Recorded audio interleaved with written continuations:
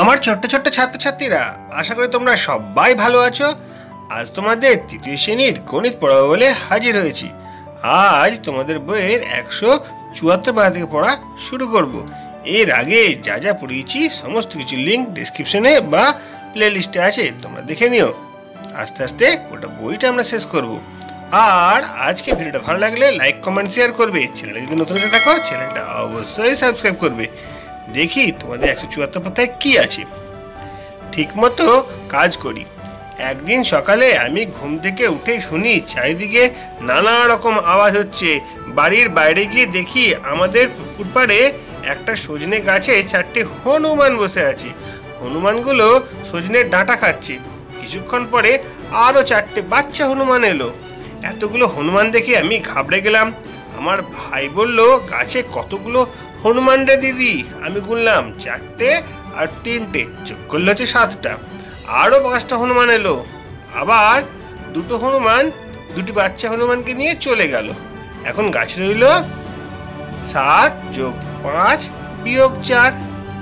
সমস্যাটা হলো 4 যোগ 3 যোগ 5 বিয়োগ 4, তার মানে 12 বিয়োগ 4 সমান 8। সজনে গাছের সামনের পুকুরের জেলেরা প্রথমে 6টি মাছ তুললো, পরে 8টি মাছ ধরা পড়লো, কিন্তু জাল থেকে ফুটো দিয়ে 2টি মাছ পালিয়ে গেল। তাহলে জালে কত মাছ রইল? কি করতে হবে? প্রথমে দেখতে হবে কটা মাছ তুলেছিল। 6টা 8টা, যোগ করলে হচ্ছে 14টা। 14টা থেকে 2টো বেরিয়ে গেল, তার মানে 12টা থাকবে। দেখো, এই অঙ্কগুলোর মধ্যে দিয়ে তোমাদের কি শেখানোর চেষ্টা করা হচ্ছে বলতো? সরল করা শেখানোর চেষ্টা করা হচ্ছে। দেখি তো আমরা সরলগুলো পারি কিনা। দেখো, প্রথম অঙ্কটা এরকম রয়েছে, 9 যোগ 2 বিয়োগ 3। 9-এর সঙ্গে 2 যোগ করলে হবে 11। 11 থেকে 3 বিয়োগ দিলে হবে 8। এইভাবেই প্রথম সরলটা হবে। তারপরে 2 নম্বর সরলটা আছে, 8 যোগ 6 বিয়োগ 2। 8-এর সঙ্গে 6 যোগ করলে 14। 14 থেকে 2 বিয়োগ করলে 12 হবে। বোঝা যাচ্ছে? দেখি পরেরটা কীরকম হবে। 10 যোগ 4 বিয়োগ 3। 10-এর সঙ্গে 4 যোগ করলে 14 হয়। 14 থেকে 3 বিয়োগ করলে 11 উত্তর হবে। 4 নম্বর সরলটা কেমন আছে একবার সেটাও দেখে নি।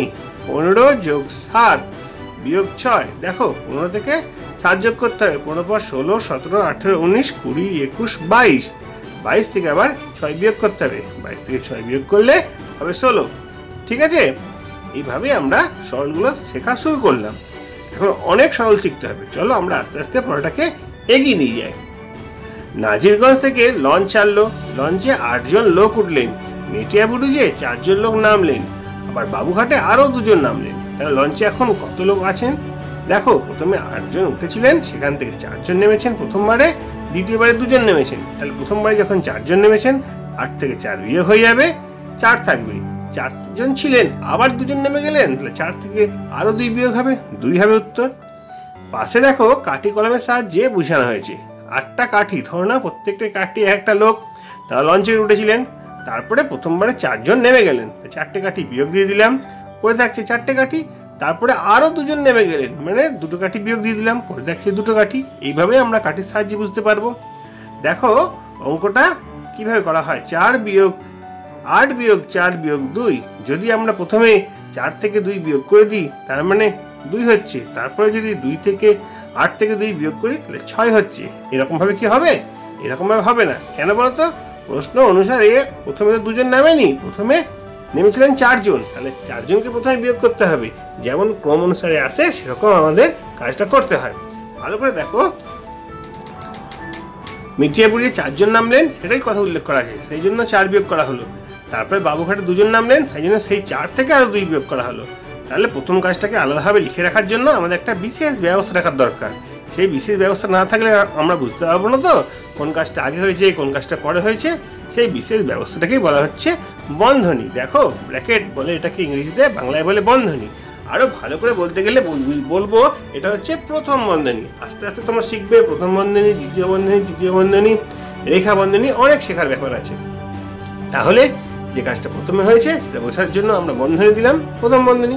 এবার দেখো অঙ্কটি থাকছে 8 থেকে 4 বিয়োগ করলে হবে 4, 4 থেকে 2 বিয়োগ করলে হবে 2। এই চিহ্নটা আমি হচ্ছে প্রথম বন্ধনী। পরের অঙ্কগুলো দেখি। দেখো এখানে একটা গল্প বলেছে। কি আছে গল্পটা? মা থালায় 10টি সন্দেশ নিয়ে এলো। ভাই 4টি সন্দেশ তুলে নিল। দেখো প্রথমেই ভাই তুলে নিয়েছে, কাজটা হয়েছে এটা, তাহলে 10 থেকে 4 বিয়োগ করতে হবে। মা আমাকে 3টে দিল, তাহলে 10 থেকে 4 বিয়োগ হয়ে গেল, প্রথম কাজটা হয়ে গেল। কটা থাকছে? 6টা। এবার সেই 6টা থেকে আবার 3টে আমাকে দিলে প্লেটে সন্দেশ পড়ে থাকবে 6 - 3 মানে 3টে। দেখো প্রথম বন্ধনী যদি না থাকে তাহলে যদি সরল করি আমরা কি রকম ভাবে করব, আর যদি প্রথম বন্ধনী যদি অন্য জায়গায় থাকে তাহলে কিভাবে করব। দেখো 10 থেকে 4 বিয়োগ করলে 6, 6 থেকে 3 বিয়োগ করলে 3। আবার এমন যদি করি, প্রথমেই যদি 4 থেকে 3 বিয়োগ করে দিই হবে 1, 10 থেকে 1 বিয়োগ করলে হবে 9। যদি প্রথম কাজটা হতো 4 থেকে 3 বিয়োগের কাজ যদি প্রথমে হতো তাহলে ওটা প্রথমে করতাম, কিন্তু সেটা তো হয়নি, সেই জন্য আমরা এরকম ভাবে করেছি। দেখো তারপরে ক, খ, গ, ঘ, ঙ আমাদের কাছে 5টা সরল করতে দিয়েছে। দেখি তো আমরা সরলগুলো পারি কিনা। আশা করি পেরে যাবো। 9 থেকে 2 বিয়োগ করতে দিয়েছে, সেখান থেকে আমরা 1 বিয়োগ করতে দিয়েছি। কি করে বুঝলাম? 9 থেকে 2টা আগে করতে হবে। দেখো ওটা প্রথম বন্ধনীর কাজ রয়েছে। তাহলে 9 থেকে 2 বিয়োগ করলে 7, 7 থেকে 1 বিয়োগ করলে 6 হবে।